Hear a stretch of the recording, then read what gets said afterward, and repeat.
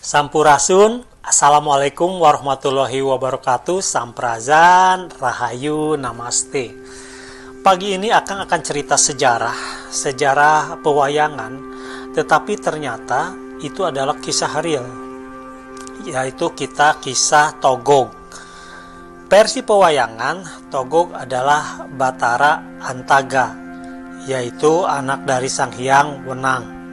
Batara Antaga atau Togog versi pewayangan itu adalah benar, nyata. Jadi bukan tokoh fiksi atau imajiner. Karena Togog versi Lemurian adalah Antarada. Antarada artinya memisahkan diri. Coba googling di bahasa Kamus Sangsakerta, arti Antarada adalah memisahkan diri. Sebelum cerita detail siapa Antarada atau Togog, kita memulai dari biar runut ya, itu dari Lemurian. Lemurian terbagi dua. Lemurian kuno itu 80.000 sebelum Masehi sampai dengan 25.000 sebelum Masehi.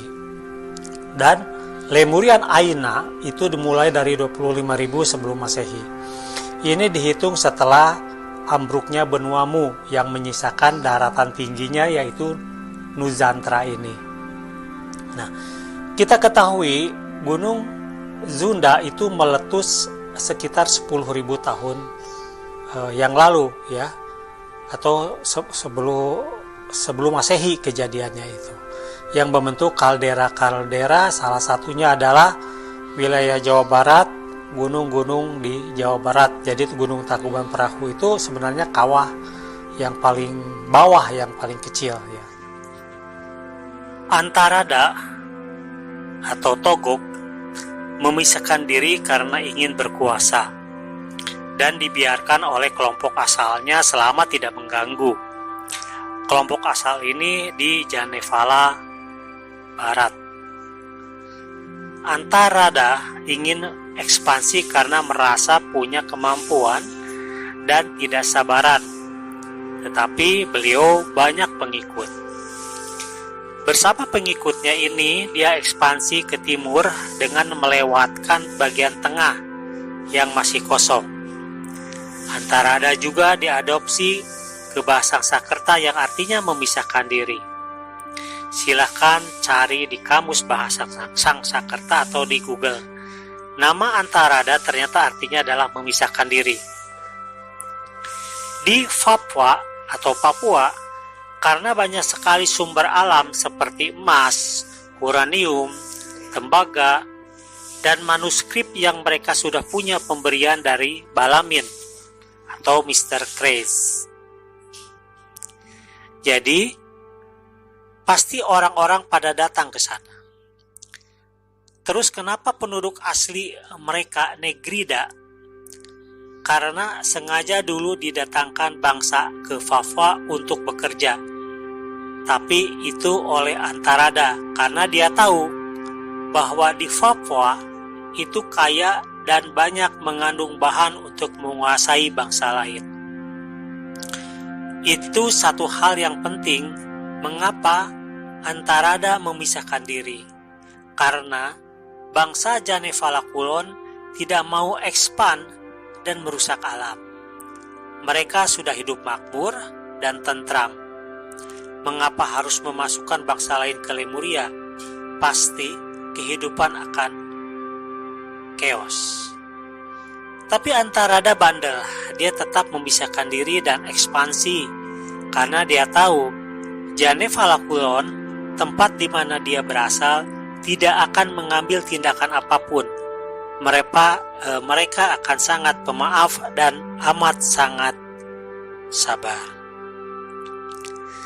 Antarada tahu dari pimpinan Janevala Kulon yang bernama Darindarta tentang semua titik kekayaan di Lemuria Aina atau yang sekarang disebut dengan Nusantara, dengan pemetaan secara lengkap, terutama pemetaan bawah laut secara lengkap, sekali tanpa jeda, termasuk sampai ke Australia.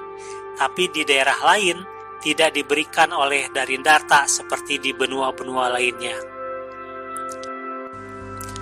Janevala dan seluruh Lemurian Aina sudah ditinggalkan oleh Lemurian 40%, yang ditinggal hanya 4 tokoh. Tetapi mereka tidak pernah melakukan pemaksaan dengan kekuatan melihat Antarada jadi bandel seperti itu. 4 tokoh itu pun membiarkan Antarada beserta pengikutnya sebagai ujian bagi kaum Janifala Kulon, dan jadi ujian juga gemblengan. Tapi Antarada juga tidak pernah mengganggu bangsa Lemurian Aina, soalnya dia takut juga sama Darindarta, karena kemampuan masih terlalu jauh dari pimpinan Janifala Kulon itu. Akhirnya dia mulai mencari orang-orang dari luar negeri ya, salah satunya ke benua Apaya Reka yang dihuni oleh klon Negrida. Bangsa itu memang dicetak sebagai pekerja keras dan memiliki tenaga besar. Lalu Antarada membawa ratusan bangsa Negrida untuk mengolah Papua dan benua Borigina untuk diambil sumber kekayaan, terutama emas. Antarada membawa kaum Negrida dengan kendaraan air seperti perahu besar, karena teknologi canggih Lemurian sudah tidak ada waktu itu. Oleh sebab itu, 4 tokoh mengajarkan bagaimana cara mereka berpikir agar bisa survive dengan cara yang baik. Pengambilan teknologi Lemurian ini terjadi setelah banjir besar terakhir yang memisahkan pulau-pulau Lemuria Aina. Teknologi Lemurian Aina adalah teknologi mulai dari awal, bukan teknologi canggih Lemurian, tapi mulai dari teknologi sederhana yang diajarkan secara perlahan oleh 4 tokoh. Maka oleh sebab itu, Antarada menggunakan perahu besar untuk sarana angkutan dan transportasi. Setelah berbulan-bulan berlayar, tibalah di Papua atau Pulau Papua dan mulai proses eksplorasi. Namun, sesuai dengan kesepakatan dengan Darindarta bahwa dia tidak boleh merusak alam, eksplorasi yang dilakukan tidak hanya di satu titik, tapi di banyak titik dan sedikit-sedikit saja. Makanya tidak begitu terlihat bekasnya. Pengikut Antarada jadi mandor di sana, tapi hanya sebagian kecil, sebagian besar tinggal di Janifala Fatan. Mereka sebagai pemasok dan distributor. Maka oleh sebab itu, jalur angkutan laut antara Janifala ke Papua selalu ada. Negrida di sana berkembang biak dengan cepat. Selama itu pula mereka adalah pekerja-pekerja yang sejahtera, tidak diperlakukan sebagai budak tapi sebagai mitra kerja. Makanya di Papua sekarang penyebaran sukunya banyak ya, ada Asmat, ada suku Dani, dan lain-lain. Antarada selama eksplorasi membuat peta lengkap di Papua dan di Borigina. Jadi Borigina ini Australia ya. Di atas kertas yang terbuat dari batang pisang dan dicuri oleh Balamin. Ini ada cerita tersendiri. Jadi kenapa Amerika ngotot ya ingin mengeksplorasi emas yang di Freeport itu, karena mereka sudah tahu titik-titik mana saja yang ada sumber daya mineral. Jadi ini rangkaian peristiwa yang luar biasa. Kemudian Antarada mengembangkan ekspansi ke Borigina dan membuat jalur khusus dari Janifala ke Borigina. Dia bekerja sama dengan penduduk asli Borigina.